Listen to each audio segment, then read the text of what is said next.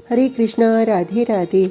हम सभी साधक श्री सुदर्शन सिंह जी चक्र द्वारा लिखित पुस्तक नंद नंदन का श्रवण कर रहे हैं।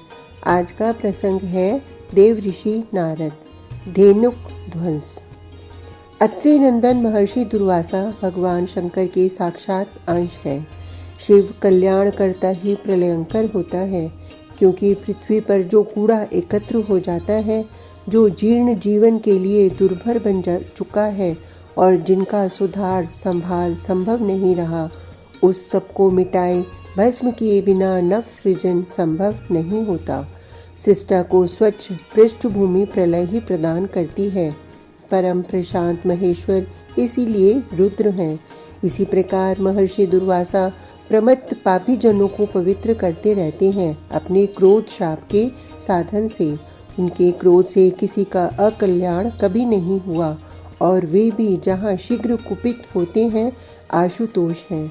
दैत्यराज बलि का पुत्र साहसिक अपने लोक सुतल से पृथ्वी पर आया। वह गंधमादन पर पहुंचा तो अप्सरा तिलोत्तमा भी वहां आई थी। दोनों का पूर्व परिचय था। दोनों मिले तो परस्पर हास परिहास प्रारंभ हो गया। दोनों खिलखिलाकर हंसने लगे। दैत्य तो भारी अट्टहास करने का अभ्यासी था। उन्होंने ध्यान ही नहीं दिया कि महर्षि दुर्वासा समीप ही ध्यानस्थ बैठे हैं। तुम दोनों मूर्ख हो। ध्यान में बाधा पड़ने पर महर्षि ने क्रोध पूर्वक देखकर शाप दिया। तू गधे के समान उच्च स्वर से शब्द करता है, अतः गधा हो जा। यह अप्सरा होकर असुर के साथ क्रीड़ा करती है, अतः आसुर योनि में जाएगी। दोनों ने शाप सुना तो व्याकुल होकर महर्षि के चरण पकड़ लिए। दुर्वासा जी ने शापोद्धार किया, अप्सरा तेरे दैत्य कुल में ही उत्पन्न होगी। तेरे साथ सटी खड़ी है, अतः तेरे भाई बाण की पुत्री बनेगी और श्री वसुदेव के पौत्र का वरण करके पवित्र हो जाएगी। तू भगवान संकर्षण के करों से मरकर उनका नित्य धाम प्राप्त करेगा। देहाध्यास, शरीर और शरीर के नाम को ही अपना सब कुछ मानकर इसी के पीछे पड़े रहना, इसी के लिए समस्त श्रम समर्पित करते जाना अज्ञान है। यही गर्धत्व मनुष्य को खा लेता है।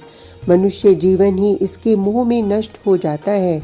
यह तो मरे तब जब श्री कृष्ण के सखा श्री हरि के जन कृपा करें और उनके अनुग्रह से आचार्य की शरण ग्रहण की जाए। गुरु कृपा के बिना कहीं देहाध्यास मिटा है। निखिल जीवाचार्य संकर्षण मारे तब धेनुक मरे। यह आदि दैवत धेनुक असुर ब्रिज में वृंदावन के समीप बस गया था, तालवन में। उसने उस ओर आने वाले मनुष्यों पशुओं का इतना आहार किया कि उधर से निकलना मनुष्यों का असंभव हो गया। पूरे परिवार के साथ यह असुर गदब वहां बस गया था। ये असुर दृढ़ तो चर नहीं सकते थे, अपने वन से बाहर तक धावा करते थे। पालवन में मानव तथा पशुओं के कंकाल पड़े थे स्थान स्थान पर। केवल पक्षी ही प्रवेश पाते थे वहाँ। मैं ब्रह्मलोक में भी 2 घड़ी ही रुकता हूँ। वहाँ से चलता हूँ तो मेरे पद स्वयं ब्रिज में पहुँचा देते हैं। पर्यटन करते रहना मुझ परिवारजक की प्रकृति है, और अब इन दिनों यह पर्यटन प्राय ब्रज तक परिमित हो गया है, क्योंकि मेरे भुवन मोहन आराध्य की आनंद क्रीड़ा यहाँ चलती रहती है। नारद जिनके गुण गान का व्यसनी है, मेरी वीणा जिनके भुवन पावन यश के झंकार से झंकृत रहती है, वे मयूर मुक्ति वृंदावन बिहारी बने हैं, तो नारद का अन्यत्र प्रयोजन क्या। केवल अंतरिक्ष में अदृश्य रहना पड़ता है मुझे, जिससे इनके बाल विनोद में बाधा न बनूं। आज ब्रिज पहुंचा तो प्राय मध्याह्न हो चुका था। इस पावस आरंभ में आतव प्रखर होता है। पशु वृक्षों की छाया में इधर उधर खड़े या विश्राम करते हैं, और बालक सघन मौली श्री के नीचे एकत्र थे। मैंने समीप पहुंचकर देखा कि उस वृक्ष के नीचे बालकों ने बहुत सावधानी पूर्वक मृदुल किसलेयों की मोटी शैया सजाई है। अरुणाभ हरित किसले कितने कलापूर्ण ढंग से सजाए गए हैं। किसलेयों के ऊपर श्वेत सुकुमार सुरभित पुष्पों की कमनीय सजावट है। उनके मध्य में जहाँ तहाँ पाटल दल एवं पद्म पुष्प के पीत नील अरुण दल ऐसे सज्जित हैं जैसे कोमल कला की अधिदेवता सरस्वती ही ने बहुत सावधानी से यह श्रम किया हो। दादा, तू शांत हो गया है, यहाँ विश्राम कर। अग्रज का हाथ पकड़कर श्याम सुंदर ले आई। विशाल के अंक में मस्तक रखकर लेट। मैं शांत तो नहीं हुआ। दाऊ का मना करना अब काम नहीं आएगा, यह वे जानते हैं। तू शांत हो गया है, तेरे भार पर श्वेत सीकर है और तेरे चरण कितने अरुण हो गए हैं, ये आग्रह कर रहे हैं। और विशाल बैठ गया है अंक में मस्तक रखने को, तो संकर्षण को स्वीकार ही करना चाहिए कि वे शांत हो गए हैं। अब श्री कृष्णचंद्र भद्र के साथ बड़े भाई का पाद संवाहन करने बैठ गए।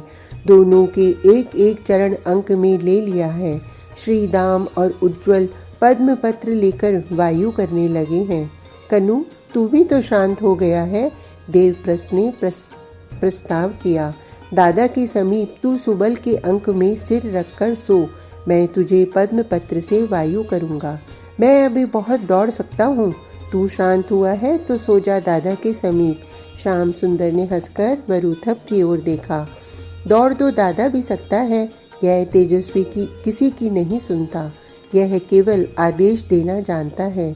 यह पद्म पत्र तोड़ लाया है व्यजन करने को, तो कन्हई को क्यों शांत नहीं होना चाहिए। इसने आदेश दे दिया, तेरे भाल पर भी श्वेत कण है, उठ और दादा के समीप सो जा चुपचाप।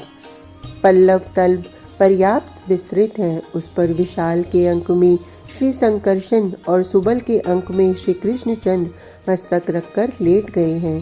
श्री दाम, उज्ज्वल, देवप्रस्थ, तेजस्वी ये दो बालक पद्म पत्र लिए बैठे हैं एक एक ओर और व्यजन कर रहे हैं। भद्र तथा वरुथप के अंक में बलराम के और अर्जुन तथा ऋषभ के अंक में श्याम के पद्म अरुण पद हैं।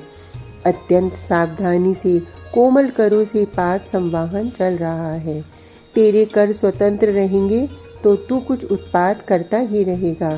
श्री कृष्णचंद्र ने लेटे लेटे अग्रज की अलकों में शैया से उठाकर एक श्वेत सुमन लगा दिया, तो मधुमंगल और मणिभद्र दोनों भाइयों के मध्य आ बैठे हैं। मधुमंगल ने कनाई का दक्षिण कर अंक में ले लिया और मणिभद्र ने दाऊ का वाम कर संवाहन प्रारंभ कर दिया। दो बालक दोनों के दूसरे पार्श्व में बैठ गए हैं, इनके विशाल बाहु अपनी गोद में लेकर। अनेक मुख से ही भ्रमर के समान गुंजार की ध्वनि करने लगे हैं। अनेक मधुर स्वर में अपने इस राम श्याम का सुयश यश गान करने लगे हैं। इसमें मेरी वीणा का स्वर सम्मिलित होने पर भी कोई ध्यान नहीं देगा। वेत्र, लकुट, श्रृंग, रज्जु सब समीपधारी हैं। वृक्षों पर भ्रमरावली गुंजार करती है। भ्रमरावली गुंजार करती है। पक्षियों का समूह बैठा है समीप के तरुओं पर, किंतु केवल कोकिल, पपीहा जैसे सुस्वर पक्षियों का स्वर सुनाई पड़ रहा है। दादा, तूने ताड़ खाया है? श्री दाम ने यह देखकर पूछा कि अब ये दोनों भाई अपने चरण सिकोड़ने लगे हैं। अब ये उठने ही वाले हैं। तू ले आया है क्या? श्याम सुंदर उठकर बैठ गए। यहाँ तो ताड़ वृक्षों का बहुत बड़ा वन है, वरुथप ने बतलाया। मुझे ध्यान ही नहीं रहा, इधर पशु नहीं लाना चाहिए थे। क्यों? कृष्णचंद्र ने पूछा। ताड़ वन में दुरात्मा धेनुक गधा रहता है अपने परिवार के साथ। वरुथप ने जो कुछ वृद्ध गोपों से सुना था कह दिया। बाबा ने मना किया है उधर जाने से, वह गधा पशुओं और मनुष्यों को भी खा जाता है, तब वह राक्षस होगा। भद्र ने कहा, दादा वहाँ वृक्ष पके फलों से लदे हैं, वे फल गिरते ही रहते हैं। श्रीदाम अपने मन की कह रहा है, वायु में उन फलों की सुगंधी है। वे गधे न स्वयं फल खाते न किसी को वहाँ आने देते हैं, केवल पक्षी वहाँ पहुँचते हैं और वे ताड़ खा नहीं सकते। मेरा मन ताड़ खाने को कर रहा है, तू चलेगा? मैं ताड़ खाऊंगा। तो उठकर कूदने लगा। उसकी गुठली रख दूंगा, अंकुर आएगा उसमें, तब कुठार से काटने पर उज्ज्वल मीठी गिरी निकलेगी। तो कैसे चटकारे ले रहा है जैसे ताड़ की गिरी अभी इसके मुख में पहुंच गई है। दादा उठना, ये ले अपना लकुट। तेजस्वी ने लकुट उठाकर दे दिया। हम सब ताड़ खाना चाहते हैं, उठ और चलकर हमें ताड़ दे। अच्छा, अपने पशु भी उठ गए। दाऊ ने बैठे बैठे ही देखा और उठ खड़े हुए। ताड़ों के मध्य अच्छी ऊंची घास उगी होगी, गाय चरकर तृप्त हो जाएंगी। मैं समझ गया कि महर्षि दुर्वासा के शाप की समाप्ति का समय आ गया। अब धेनुक का उद्धार कुछ क्षणों की बात रह गई है। काले ऊंचे पुष्ट वृक्ष ताड़ों के इतने सघन कि उनके सिर के छत्राकार पत्र प्राय सटे हुए हैं। पत्रों की जड़ों में पूरे वृक्ष के सिरे को घेरे कृष्ण पीत किंचित अरुणाभ ताड़ फलों के भारी गुंफ हैं। सभी वृक्षों में फल गिरे हैं, मध्य में भद के शब्द के साथ गिरते हैं, किंतु बहुत सघन घास है। इसमें गिरे फल सहसा दिखते नहीं हैं। अभी गायों को उधर ही रोके रहो। श्री संकर्षण ने सखाओं से कहा, ताड़ वृक्षों की ओर देखकर कोई समीप मत आना, मैं ताड़ गिराता हूँ। ताड़ को उचित ही तृणराज का नाम मिला है। इसका तना कितना भी ऊंचा हो, उसकी अंतःरचना तृण के समान ही है। इसमें काष्ठ कहाँ है, किंतु संकर्षण ने इसके विशाल वृक्ष को तृण के समान दोनों करों से पकड़कर हिलाया न होता तो मुझे यह नाम इसका स्मरण नहीं आता। वृक्ष को बल ने ऐसे झकझोर दिया कि उसके पके अधपके फल भी भदाभद गिर पड़े। बदमत गर्दभ धेनुक मध्याह्न में सो रहा था अपने साथियों के संग। एक साथ इतने फलों के गिरने, वृक्ष के हिलने से उसकी निद्रा भंग हो गई। क्रुद्ध होकर बोला, कौन मतवाला गज मरने आ गया। धेनुक समझता था कि ताड़ को इस प्रकार कोई गज ही हिला सकता है। अपने वन में इस प्रकार गज का अनपेक्षित प्रवेश उसे सहन नहीं। वह स्वयं आकार में विशाल गज जैसा है और शक्ति में संभवतः शतगुणित ही होगा। भयानक गर्दभ नाद ची पौ करता वह दौड़ा। बालक वृक्ष का हिलना रुकते ही दौड़ आने वाले थे, किंतु गर्दभ की ध्वनि सुनकर सशंक देखने लगे। धेनुक दौड़ता आया और दाऊ के समीप आकर तनिक आगे जाकर अपने पिछले पैरों से दुलकती झाड़ी उसने। श्री बलराम तनिक एक ओर हट गए। गधा धेनुक क्रोध में भरकर कुछ पद दौड़ गया, घूमकर समीप आया और फिर मुख घुमाकर पिछले पदों से प्रहार किया उसने। इस बार दाऊ ने उसके दोनों पैर दोनों हाथों में पकड़ लिए और मस्तक के चारों ओर घुमाने लगे। धेनुक तो मर गया, इस घुमाने में ही उसके नेत्र और जिह्वा बाहर निकल आई। सहसा दाऊ ने उसे पूरे वेग से फेंक दिया एक विशाल ताड़ वृक्ष पर। इस आघात से ताड़ टूट गया और समीप के वृक्ष से टकराया। अनेक वृक्ष टूटे परस्पर की टकराहट से और पूरा वन प्रकंपित हो उठा, जैसे प्रबल अंधड़ आ गया हो। वृक्षों के पके फलों के गिरने से पृथ्वी पट गई, पूरा वन प्रकंपित हुआ। अतः उसके अंतराल में स्थित धेनुक के सब साथी गर्दभ एक साथ क्रुद्ध होकर ची पौ कोलाहल करते दौड़े। गधे, बहुत गधे आ रहे हैं। बालकों ने अपने लकुट उठाए, किंतु कनाई ने रोक दिया। तुम सब यहीं रहो, मुझे दादा के साथ तनिक क्रीड़ा कर लेने दो। ये सब राक्षस हैं, मधुमंगल ने मुख बनाया।